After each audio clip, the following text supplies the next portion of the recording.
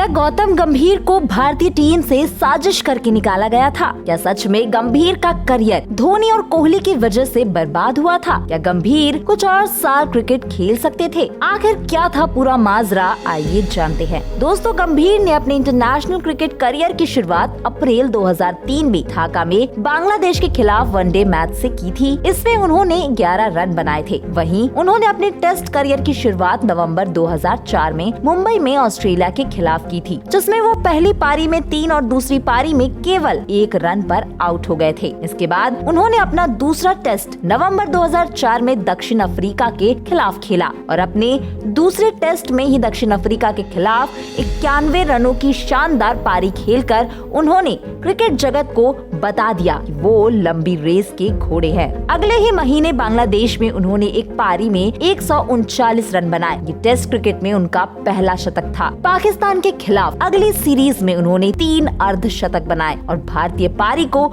मजबूत शुरुआत दी। गंभीर धीरे धीरे अपनी पहचान मुश्किल हालात में कड़ी चुनौती पेश करने वाले बल्लेबाज के रूप में बनाते जा रहे थे। साल 2008 तक आते आते गंभीर के करियर ने रफ्तार पकड़ी। श्रीलंका के खिलाफ 3 टेस्ट मैचों की सीरीज में उन्होंने 51 की औसत से 310 रन बनाए। उन्होंने अपनी कंसिस्टेंसी का अच्छा एग्जाम्पल देते हुए 4 लगातार टेस्ट सीरीज में 300 से ज्यादा रन बनाए। इसके बाद की 5 सीरीज में गंभीर का टेस्ट में औसत 77, 90, 89, 94 और 69 का रहा। तब 12 मैचों में उन्होंने 8 शतक, 5 अर्धशतकों की मदद से 1750 से अधिक रन बनाए थे। वहीं आईसीसी की रैंकिंग में Sachin Tendulkar, Ricky Ponting, Jacques Kallis, Rahul Dravid, Virender Sehwag, Kumar Sangakkara जैसे बड़े बल्लेबाजों को पीछे छोड़ते हुए गंभीर नंबर 1 पर आ गए थे। गंभीर ने 2008 से 10 के बीच लगातार 11 टेस्ट में कम से कम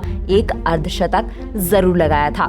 ऐसा करके उन्होंने विवियन रिचर्ड्स के रिकॉर्ड की बराबरी कर ली थी। रिचर्ड्स ने 1976 और 77 के दौरान उस कारनामा को किया था। उन्होंने 2009-10 के दौरान लगातार 5 टेस्ट शतक लगाए। ऐसा करने वाले वो आज भी इकलौते भारतीय हैं। उनके इस दमदार प्रदर्शन के लिए साल 2009 में उनको ICC test cricketer of the year के खिताब से नवाजा गया। गंभीर ने इसी दौरान टेस्ट में एक अहम पारी खेली। उन्होंने मार्च 2009 में नेपियर में न्यूजीलैंड के खिलाफ फॉलो ऑन खेलते हुए 643 मिनट क्रीज पर बिताए और 137 रन बनाकर टीम इंडिया को हार से बचाया। गंभीर ने अपने करियर में 58 टेस्ट मैच खेले और 41.95 की औसत से 4154 रन बनाए, जिसमें 9 शतक शामिल है। गंभीर ने वीरेंद्र सहवाग के साथ मिलकर टेस्ट में भारत की नंबर 1 सलामी जोड़ी बनाई थी। दोनों ने ही 87 पारियों में 52.52 की औसत से 4412 रन बनाए। इस दौरान सहवाग गंभीर की जोड़ी ने 11 शतकीय साझेदारी भी निभाई और सुनील गावस्कर, चेतन चौहान के 10 शतकीय साझेदारी के रिकॉर्ड को तोड़ दिया था। दोनों के नाम 25 अर्धशतकीय साझेदारी रही, जो उन्हें भारत की सबसे सफल ओपनिंग जोड़ी बनाती है।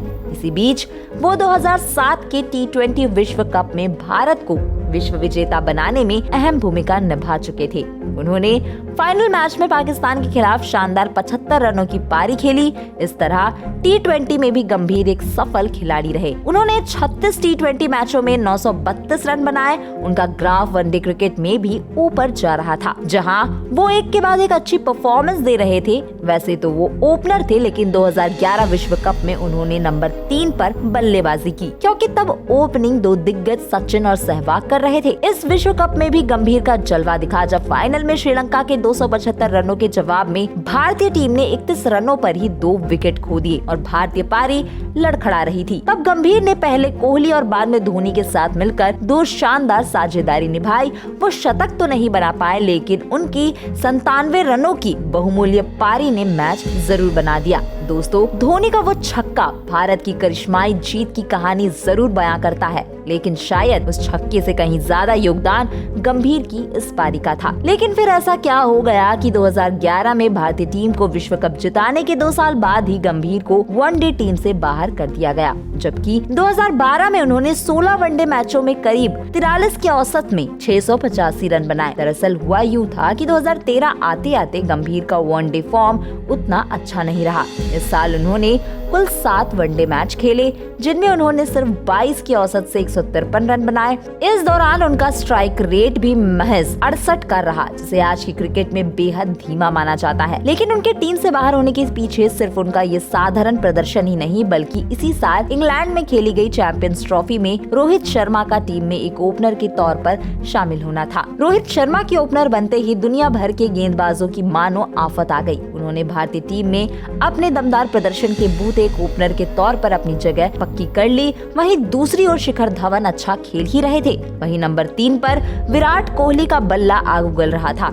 ऐसे में गंभीर की टॉप ऑर्डर में कहीं भी जगह नहीं बन पा रही थी। तो इस साल 2013 में उनके वनडे करियर का अंत हो गया। वहीं टेस्ट में भी उन दिनों शिखर धवन की एंट्री हो चुकी थी। दूसरा, उनका फॉर्म भी उनके साथ नहीं था। 2014 में गंभीर ने 4 टेस्ट मैच खेले, जिनमें उन्होंने सिर्फ 6 की बेहद खराब औसत से 25 रन बनाए। इसके बाद उन्हें टेस्ट से भी ड्रॉप कर दिया गया। हालांकि विराट कोहली के कप्तान बनने के बाद 2016 में एक बार फिर गंभीर की टीम में एंट्री हुई, लेकिन इस बार भी उन्होंने निराश किया। इस साल उन्होंने 4 मैच खेले और 27 की साधारण औसत से सिर्फ 108 रन बनाए, जबकि कई नई प्रतिभाशाली खिलाड़ी बाहर टीम में एंट्री का वेट कर रहे थे। T20 करियर तो उनका 2012 में ही खत्म हो गया। 2016 का साल टेस्ट करियर का भी अंत लेकर आया। तो दोस्तों, ये था गौतम गंभीर की शुरुआत से लेकर अंत तक का सफर। इस तरह से देखें तो गंभीर का क्रिकेट करियर उन्हीं की खराब फॉर्म के चलते खत्म हुआ था, न कि धोनी या फिर विराट कोहली की वजह से। आप इसमें क्या सोचते हैं? अपनी राय कमेंट बॉक्स में जरूर लिखें।